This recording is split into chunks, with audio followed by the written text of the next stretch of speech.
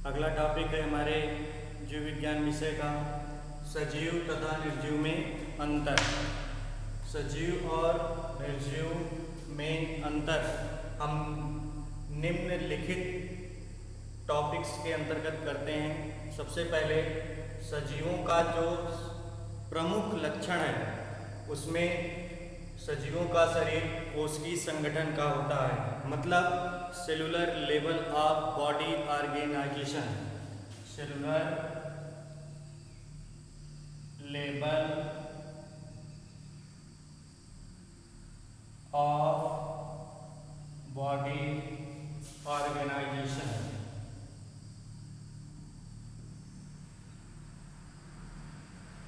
किसी भी जीवधारी का शरीर जो होता है वह कोशिकीय स्तर का बना होता है। अब कोशिका क्या है? किसी भी जीवधारी के शरीर की सबसे सूक्ष्मतम संरचनात्मक क्रियात्मक इकाई को हम कोशिका कहते हैं।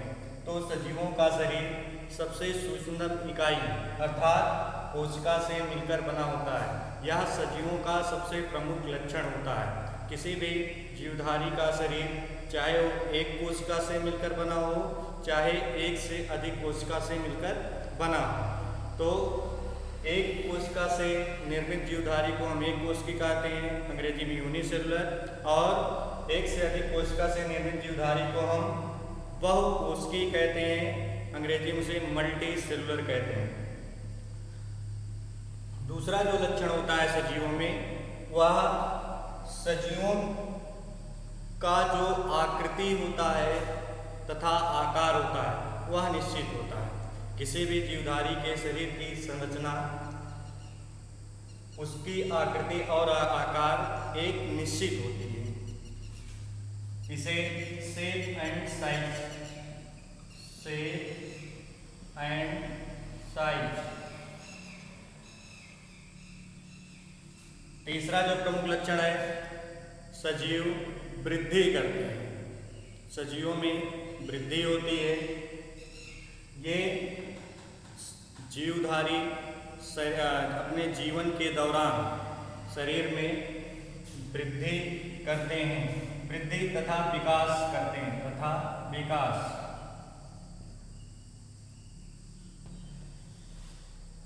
ग्रोथ,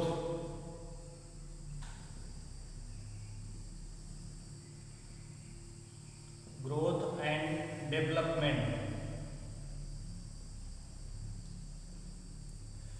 सजीवों में वृद्धि होती है तथा शरीर के विभिन्न अंगों का विकास भी होता है। चौथा जो प्रमुख लक्षण है, सजीव पोषण करते हैं। अपने जीवन को चलाने के लिए सजीव पोषण करते हैं और उसके द्वारा ऊर्जा प्राप्त करते हैं, अर्थात सजीवों में न्यूट्रिशन भी होता है, न्यूट्रिशन। अगला, अपनी संतति को चलाने के लिए, अपनी संतति को चलाने के लिए सजीव जनन करते हैं, अंग्रेजी में इसे रिप्रोडक्शन कहते हैं। यह सजीवों का प्रमुख लक्षण है। सजीव अपने पीढ़ियों को चलाने के लिए, अपने वंशावलियों को चलाने के लिए जनन करते हैं, रिप्रोडक्शन करते हैं। अगला, सजीवों में संवेदनशीलता होती है।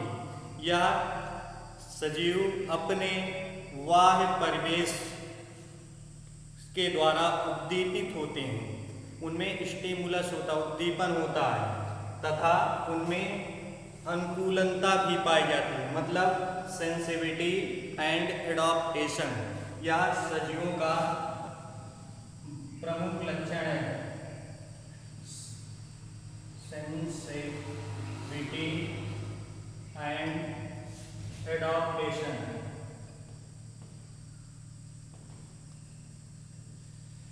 अगला, सजीव में उपापचय क्रियाएं होती हैं, मेटाबॉलिक एक्टिविटीज होती हैं, मतलब शरीर के अंदर शरीर के अंगों के द्वारा समस्त प्रकार की जैविक क्रियाओं का संपादन होता है, मेटाबॉलिक एक्टिविटी होती है। मेटाबॉलिक एक्टिविटीज होती हैं। इसके बाद जो सजीव होते हैं वो श्वसन करते हैं। वायुमंडल से, वायु परिवेश से ऑक्सीजन ग्रहण करके अपने भोज्य पदार्थों का, शरीर के अंदर भोज्य पदार्थों का ऑक्सीकरण करते हैं, जिसके कारण उन्हें ऊर्जा मिलती है। अर्थात सजीव रिस्पायरेशन करते हैं, रिस्पायरेशन, श्वसन करते हैं। इसके बाद सजीव उत्सर्जन करते हैं। मेटाबॉलिक एक्टिविटी के दौरान, उपापचयी क्रियाओं के दौरान कुछ शरीर में वेस्ट पदार्थ बनते रहते हैं, जिनको शरीर से समय समय पर बाहर निकालते रहते हैं। इस क्रिया को उत्सर्जन कहते हैं, अंग्रेजी में एक्सक्रीशन, एक्सक्रीशन करते हैं। अगला, सजीव एक स्थान से दूसरे स्थान पर गमन भी करते हैं, जिसको हम अंग्रेजी में लोकोमोशन कहते हैं, लोकोमोशन कहते हैं। ये लोकोमोशन सूक्ष्म जीवों में सीलिया, फ्लैजिला, स्यूडोपोडिया आदि के द्वारा होता है, और बड़े जंतुओं में इनके लिए पैर भी पाए जाते हैं। तो ये सजीवों के प्रमुख लक्षण हो गए। इसके अतिरिक्त, इनके अतिरिक्त जो भी गुण जीवधारियों में नहीं पाए जाते हैं या जिनमें नहीं पाए जाते हैं, उनको हम निर्जीव की श्रेणी में रखते हैं।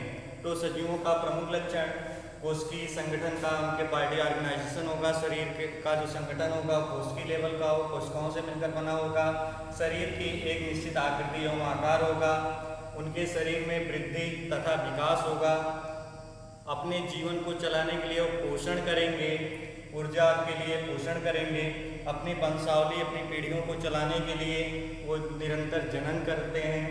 इनमें संवेदनशीलता एवं अनुकूलता पाई जाती है। शरीर में विभिन्न प्रकार की जैविक क्रियाएं होती हैं, जिनको हम उपापचयी क्रिया कहते हैं, या सजीवों के शरीर में होता है। सजीव श्वसन करते हैं, भोज्य पदार्थों का ऑक्सीकरण करने के लिए जीवधारी वायुमंडल से ऑक्सीजन ग्रहण करते हैं, जिसके द्वारा भोज्य पदार्थों का ऑक्सीकरण होता है और उनको ऊर्जा मिलती है।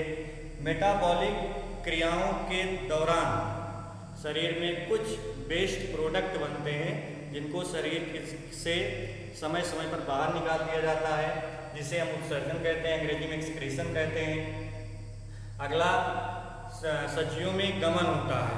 सजीव एक स्थान से दूसरे स्थान पर आने जाने के लिए जो इनमें गुण पाया जाता है, उसे हम लोकोमोशन कहते हैं, गमन पाया जाता है, गमन कहते हैं। और विभिन्न प्रकार के जीवधारियों में यह अलग अलग प्रकार का होता है।